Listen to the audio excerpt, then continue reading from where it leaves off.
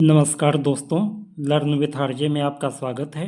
तो दोस्तों, आज मैं आपके लिए लेकर आया हूँ बिजनेस ऑर्गेनाइजेशन यानी व्यावसायिक संगठन के यूनिट 3 और यूनिट 4 चार में से लास्ट वाली जो 2 यूनिट है उनके क्वेश्चंस को आज मैं लेकर आया हूँ। आइए शुरू करते हैं।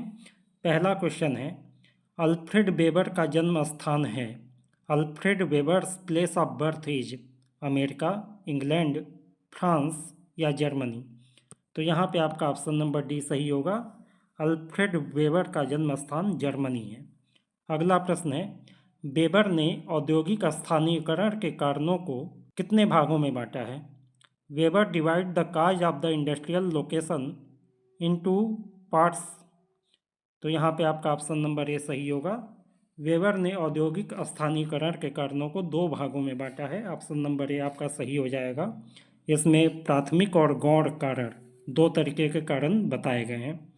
अगला प्रश्न है, मेरठ में चीनी उद्योग के स्थानीयकरण का प्रमुख कारण क्या है।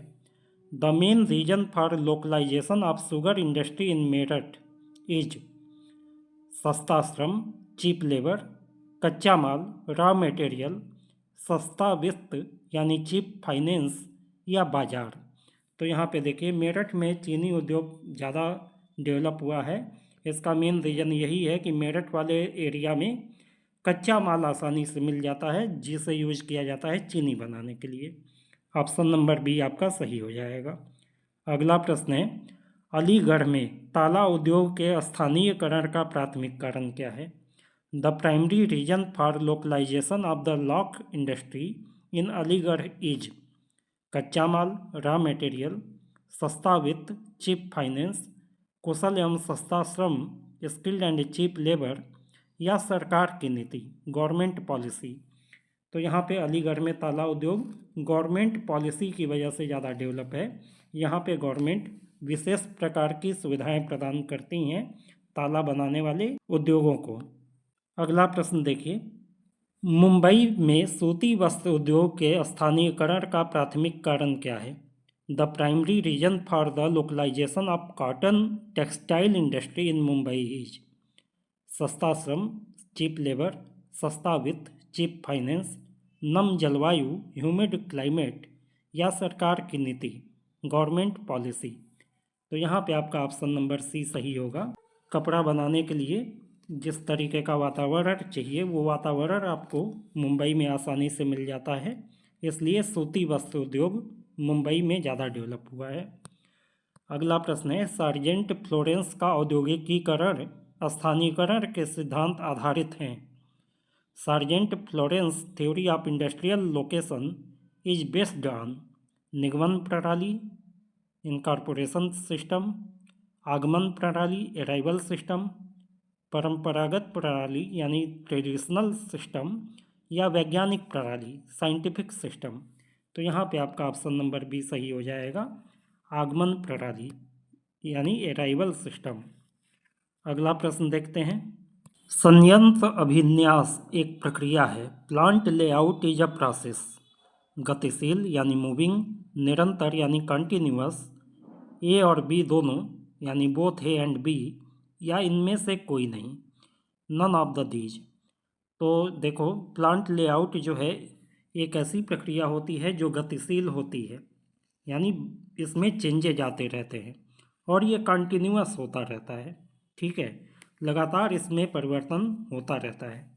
तो यहाँ पे ऑप्शन नंबर सी आपका सही हो जाएगा, ए एंड बी बोथ। ठीक है। अगला प्रश्न है, संयंत्र अभिन्यास के उद्देश्य के अनुसार क्रेमार कर्म की मात्रा को करता है।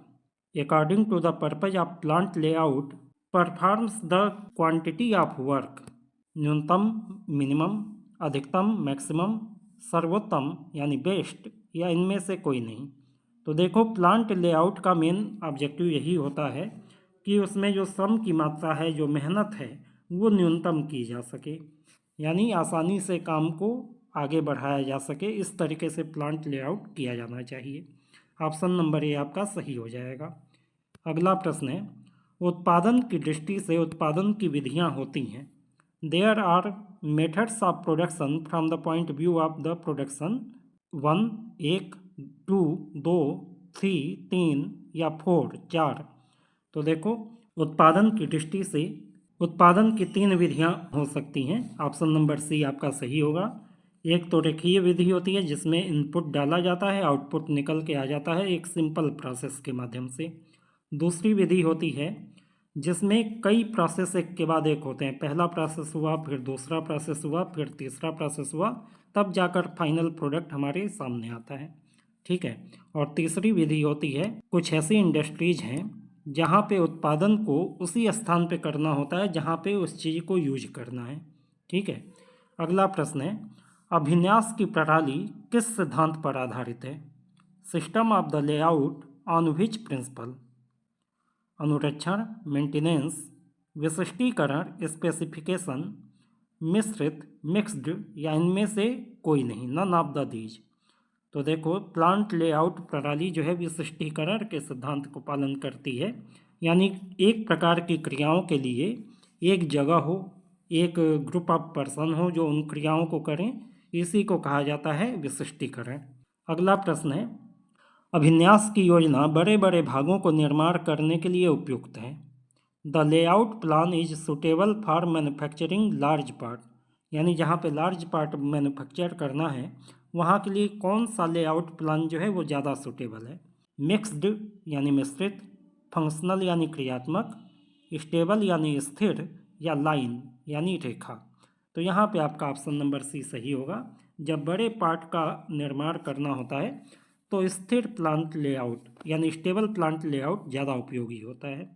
अगला प्रश्न देखिए, अनुकूलतम आकार से आशय ऐसे आकार से है जो optimum size refer to the size which अधिकतम लाभ कमाता हो, अर्न मैक्सिमम प्रॉफिट, अधिकतम व्ययी हो, हैज मैक्सिमम एक्सपेंडिचर, अधिक विक्रय करता हो, सेल्स मोर, या अधिक उत्पादन करता हो, प्रोड्यूस द मैक्सिमम।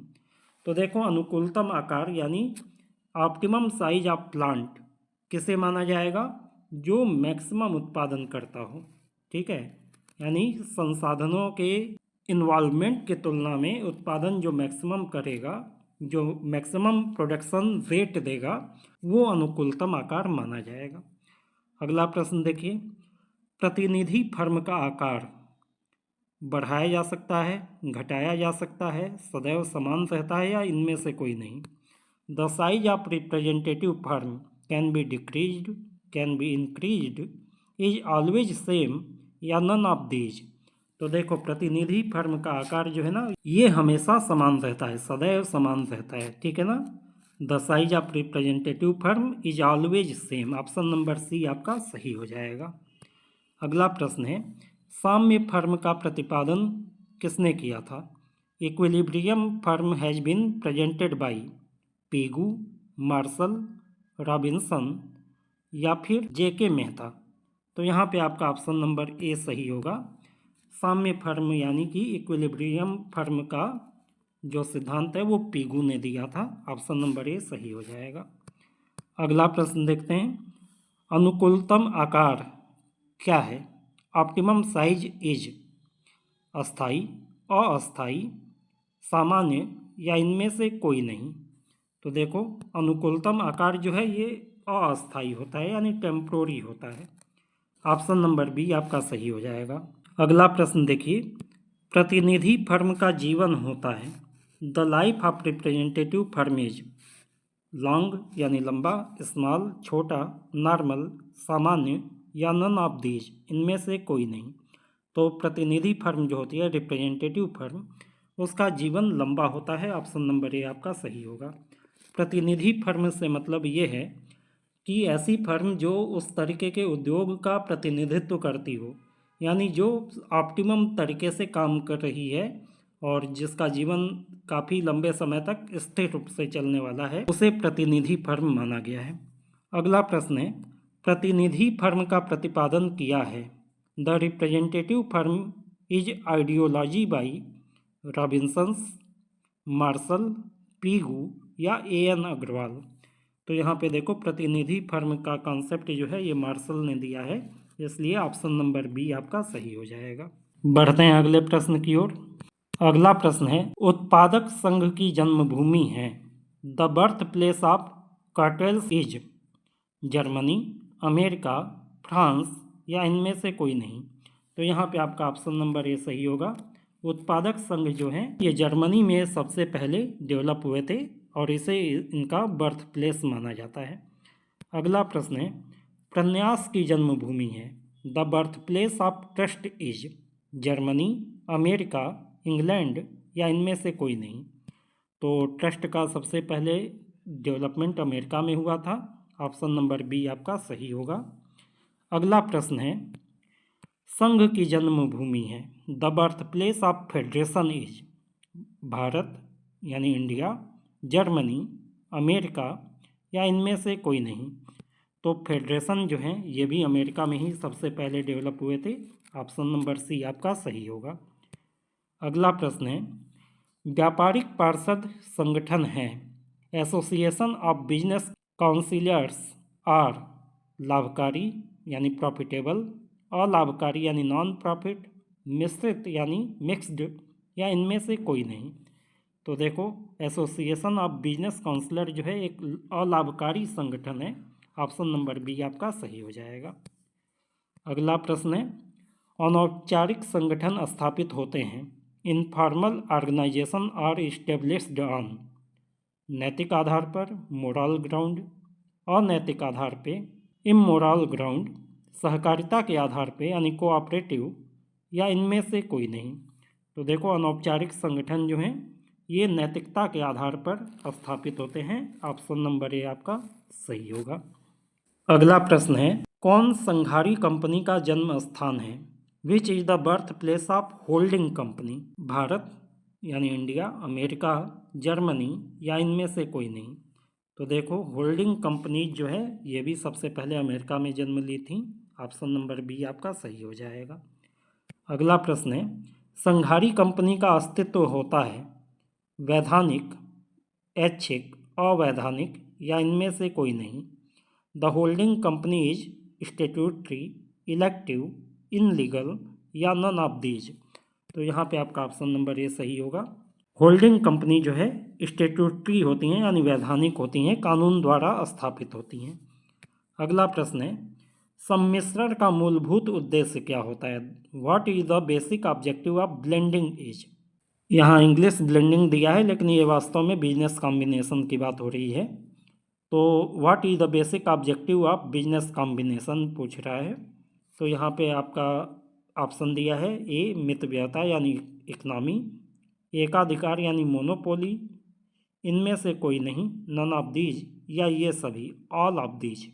तो यहाँ पे आपका ऑप्शन नंबर बी सही होगा, एकाधिकार। अगला प्रश्न देखिए, भारत सरकार की नीति है is the policy of government of India व्यावसायिक संयोजनों के विपक्ष में, अगेंस्ट बिजनेस कॉम्बिनेशंस, व्यावसायिक संयोजनों के पक्ष में, इन फेवर ऑफ बिजनेस कॉम्बिनेशंस, निष्पक्ष यानी फेयर या उपर्युक्त सभी। तो यहाँ पे आपका ऑप्शन नंबर ए सही होगा। भारत सरकार की नीति ये है कि व्यावसायिक संयोजनों के विपक्ष में ये होती है, अगेंस्ट बिजनेस कॉम्बिनेशन। हालांकि इधर के कुछ वर्षों में भारत सरकार की नीति में परिवर्तन आया है। कई सारी छोटी और मध्यम कंपनियों को मिलाकर एक बड़ी संस्था, मजबूत संस्था बनाने की ओर सरकार बढ़ चुकी है। अगला प्रश्न है, संघों का अमेरिका में उदय हुआ था। Association originated in the America in 1714 में, 1814 में, 1914 में या इनमें से कोई नहीं। तो यहाँ पे आपका ऑप्शन नंबर बी सही होगा। 1814 में यानी 1840 में अमेरिका में संघों का उदय हुआ था। अगला प्रश्न देखिए, विवेकीकरण का जन्म स्थान है। The birth place of rationalization is Bharat, Germany, America या ऑल ऑफ दीज। तो रैशनलाइजेशन यानी विवेकीकरण का जन्म जर्मनी में हुआ था। ऑप्शन नंबर बी आपका सही होगा। ये सब औद्योगिक क्रांति के समय की बात है। औद्योगिक क्रांति के समय अमेरिका और यूरोप, इन्हीं दो जगहों पे इंडस्ट्रियल डेवलपमेंट सबसे पहले चालू हुआ था। तो इन्हीं सब जगहों पे ये सब इंडस्ट्रियल संघों का, इंडस्ट्रियल मेथड्स का डेवलपमेंट हुआ था। अगला प्रश्न है, विवेकीकरण में उत्पादकता और उत्पादन दोनों में होती है। In rationalisation both productivity and production are कमी, डिमनेस, वृद्धि, ग्रो, कोई प्रभाव नहीं, नो इफेक्ट, या ये सभी। तो देखो विवेकीकरण में उत्पादकता और उत्पादन दोनों में वृद्धि होती है। उत्पादकता का मतलब क्या है? प्रोडक्टिविटी, यानी उतने ही संसाधन में हम ज़्यादा उत्पादन कर पा रहे हैं, उतने ही समय में हम ज़्यादा उत्पादन कर पा रहे हैं। और उत्पादन का मतलब है ओवरऑल टोटल प्रोडक्शन की बात, दोनों में वृद्धि होती है।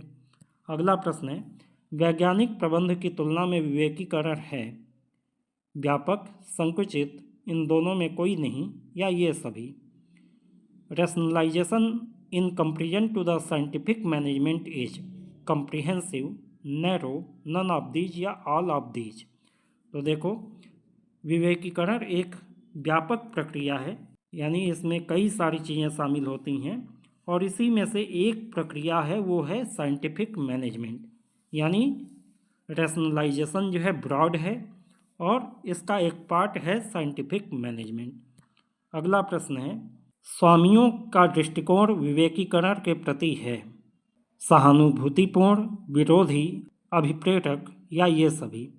Owners approach to the rationalization is sympathetic, opponent, motivational, या ऑल ऑफ दीज। तो यहाँ पे सिंपैथिक आपका ऑप्शन नंबर ए सही होगा। यानी स्वामी जो है मीडियम में रहते हैं, ना बहुत ज़्यादा प्रेरित हैं इस काम के लिए, ना बहुत ज़्यादा इसका विरोध करते हैं, सहानुभूतिपूर्ण तरीके से इसके बारे में विचार करते हैं और डिसीजन लेते हैं। अगला प्रश्न है, भारत के उद्योगों के लिए विवेकीकरण आवश्यक है, अनावश्यक है, भार है, या ये सभी।